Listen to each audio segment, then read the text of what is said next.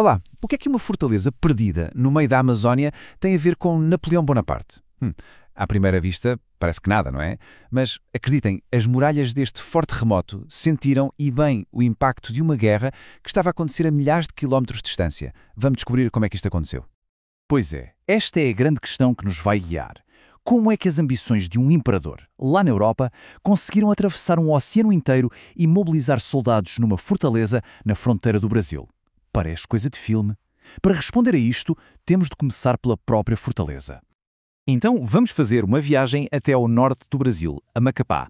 Antes de toda esta confusão com a Europa bater à porta, esta fortaleza já tinha uma missão, e era uma missão crucial: proteger a vastíssima e muito disputada fronteira da Amazónia.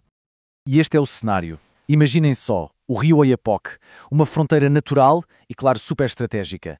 E a guardá-la, imponente, estava a fortaleza de São José de Macapá. Ela foi construída justamente para dizer: este território aqui é de Portugal. Era uma afirmação de poder no extremo norte da colónia.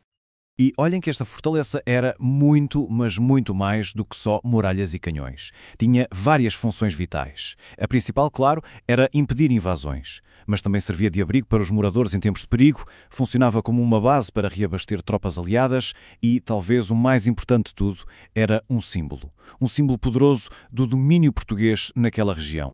Ok, agora vamos fazer uma pausa na Amazónia e atravessar o Atlântico, porque enquanto a vida seguia o seu ritmo em Macapá, lá na Europa, um conflito de proporções épicas estava prestes a virar o tabuleiro de xadrez do mundo inteiro. Isso ia afetar a todos, incluindo aquela nossa fortaleza remota. A situação era esta. De um lado, Portugal, um antigo e muito fiel aliado da Inglaterra.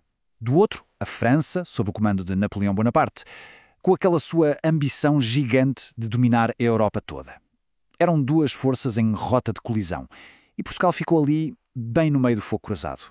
E é aqui que acontece o impensável. Em 1807, para não ser capturado por Napoleão, o príncipe regente Dom João VI faz as malas. E não só ele. Toda a corte portuguesa entra em navios e foge para o Brasil. A capital do Império Português, de um dia para o outro, deixa de ser Lisboa e passa a ser o Rio de Janeiro. A colónia, de repente, virou o centro de todo o poder. Pois bem, esta mudança dramática trouxe a guerra europeia diretamente para a América do Sul. Com a coroa portuguesa agora instalada no Brasil, a vingança contra a França não era mais uma questão de se, mas de quando.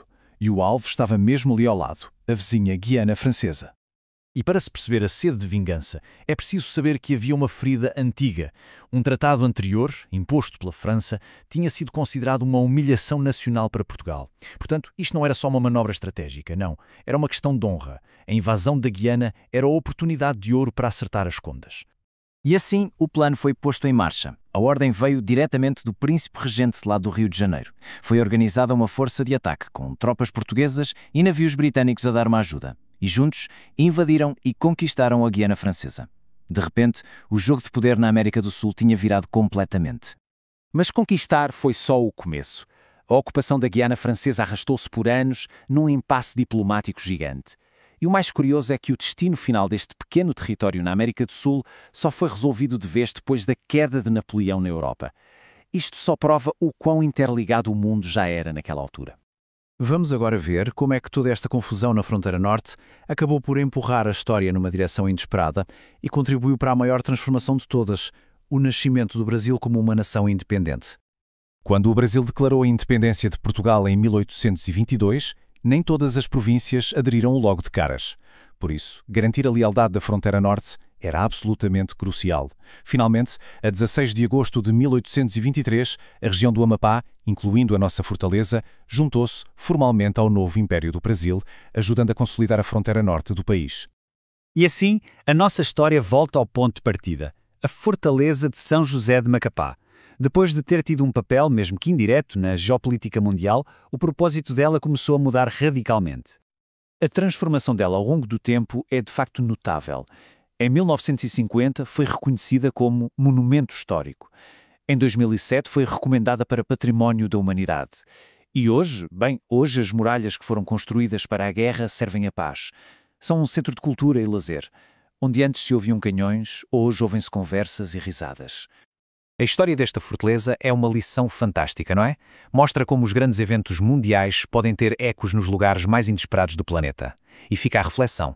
Que outras histórias globais, que outras ligações incríveis estarão escondidas nos monumentos que vemos todos os dias à nossa volta?